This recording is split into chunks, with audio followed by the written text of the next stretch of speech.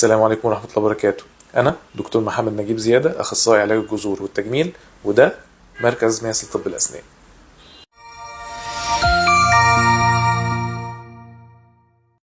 السلام عليكم ورحمة الله وبركاته. ازيكم يا جماعة؟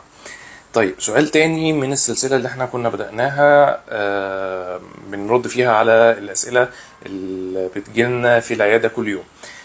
سؤال مشهور قوي، أنا عايز أعمل هيليود سمايل، أو إيه هي هيليود سمايل؟ هيليود سمايل ببساطة هي التعبير الكبير عن الابتسامة الجميلة المرسومة حلو، ابتسامة المشاهير اللي كلنا عايزين نعملها وكلنا بنحبها وبيبقى شكلها حلو قوي على المشاهير.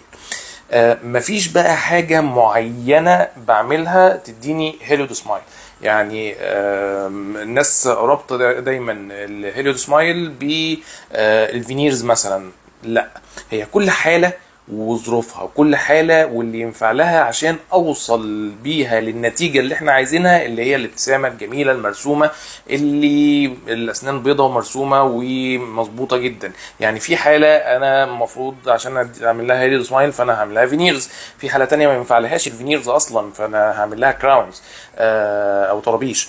في حالة تالتة هي سنانها كراودد او راكبة فوق بعض، فانا بالتالي هعمل لها تقويم، احط اسنانها جنب بعضها بشكل مظبوط، فساعتها يبقى انا عملت لها فعلا الهيليود سمايل اللي هي عايزاها.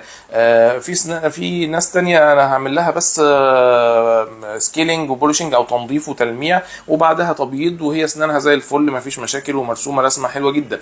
فبالتالي مفيش حاجه معينه اعملها عشان تديني هيليود سمايل، هي كل حاله وليها ظروفها، وكل حاله وليها وضعها اللي احنا على حسب وضعها بنعمل لها الاجراء المناسب عشان نوصل بيها للنتيجه اللي هي ايه، اللي هي الهيليود سمايل.